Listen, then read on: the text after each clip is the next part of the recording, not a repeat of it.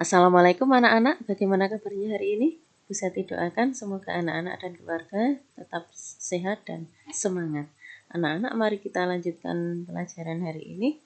Kita masih belajar tema 2 yaitu subtema 4, bermain di tempat wisata. Anak-anak, sebelum mulai pelajaran, mari kita mulai pelajaran hari ini dengan membaca doa sebelum belajar. A'udzu billahi minasyaitonir rajim. Bismillahirrahmanirrahim. Ya Allah, tambahkanlah ilmu kepadaku dan berilah aku kefahaman. Amin. Anak-anak, bisa didoakan semoga dengan doa tadi nanti kita dimudahkan oleh Allah dalam mencari ilmu hari ini. Anak-anak, silahkan diamati tabel perkalian berikut ini. Anak-anak, pekan yang lalu sudah bisa disampaikan bahwa tabel perkalian bisa kita gunakan untuk menyelesaikan masalah pembagian. Anak-anak masih ingat ya bahwa perkalian itu merupakan penjumlahan berulang. Pembagian merupakan pengurangan berulang. Untuk menyelesaikan masalah perkalian dan pembagian, kita bisa menggunakan tabel perkalian. Ayo berlatih. Isilah titik-titik di bawah ini dengan bilangan yang tepat. Anak-anak, kita mulai dengan soal yang pertama. Soal nomor 1, 12 dibagi 3 dibagi 2 sama dengan 12-nya kita pindah, 3-nya kita pindah, kemudian angka 2-nya juga kita pindah. Sama dengan berapa? Bisa kita pakai tabel perkalian. Kita cari di baris 3. Di baris 3 ada bilangan 12. Naik ke atas sampai kotak yang berwarna biru. Baris ketiga cari bilangan 12. Naik ke atas sampai kotak yang berwarna biru. Akan ketemu bilangan 4. Setelah itu, bilangan 2 kita pindah dulu. Jadi 4 dibagi 2 sama dengan berapa? Bisa kita pakai tabel perkalian lagi. Anak-anak bisa disampaikan ya.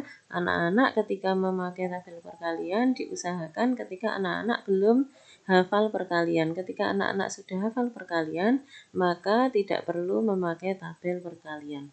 Jadi tabel perkalian sifatnya hanya membantu ketika anak-anak kesulitan menyelesaikan soal-soal pembagian. Kita lanjutkan, 4 dibagi 2 sama dengan berapa? Anak-anak bisa cari di baris kedua. Silahkan di baris kedua cari bilangan 4. Setelah ketemu bilangan 4, naik sampai ke kotak yang berwarna biru akan ketemu bilangan 2.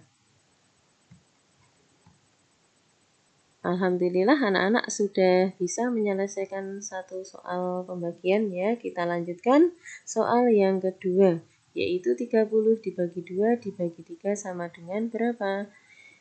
Kita tulis dulu bilangan 30, kita pindah. Setelah itu yang kita pindah bilangan 2. Setelah bilangan 2 kita pindah, yang kita pindah yaitu bilangan 3.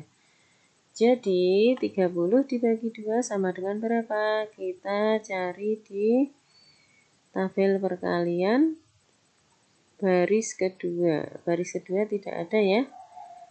Kalau tidak ada, maka anak-anak bisa memakai cara pengurangan berulang.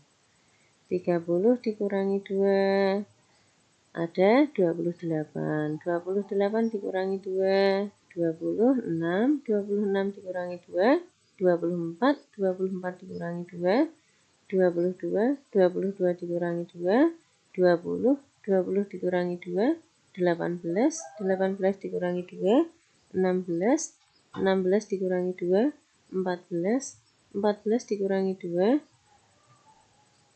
12. 12 dikurangi 2, 10, 10 dikurangi 2, 8, 8 dikurangi 2, 6, 6 dikurangi 2, 4, 4 dikurangi 2, 2, 2 dikurangi 2, habis atau sama dengan 0.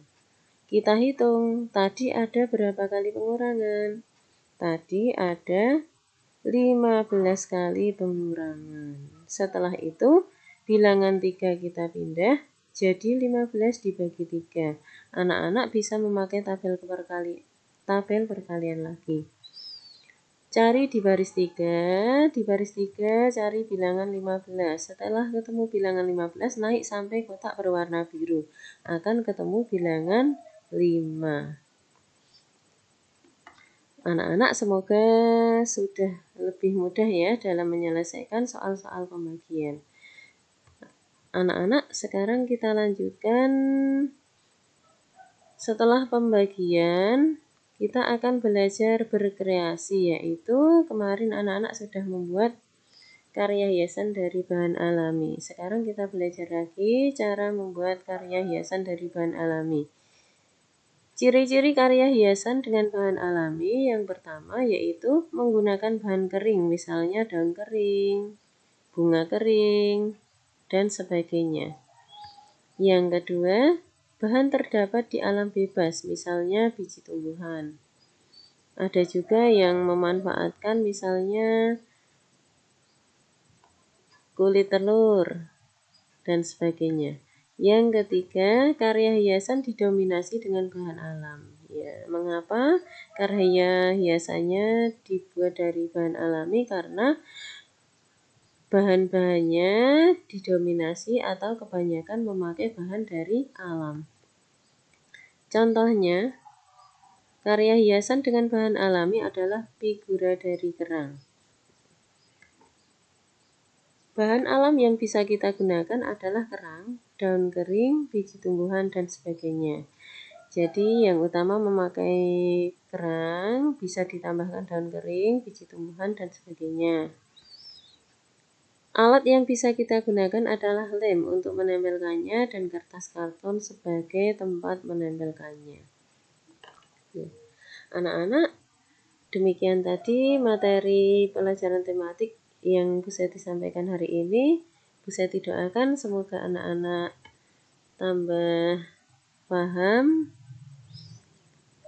Jangan lupa anak-anak tetap jaga kesehatan, laksanakan protokol kesehatan 5M. Semoga dengan melaksanakan protokol kesehatan kita akan dijauhkan dari penyakit oleh Allah. Dan jangan lupa selalu anak-anak setelah sholat terutama ya selalu berdoa minta hanya kepada Allah. Semoga dengan mematuhi protokol kesehatan dan berdoa kepada Allah kita akan menjadi orang yang tidak mudah sakit. Cukup sekian dari Bu Seti, bila banyak kekurangannya mohon maaf.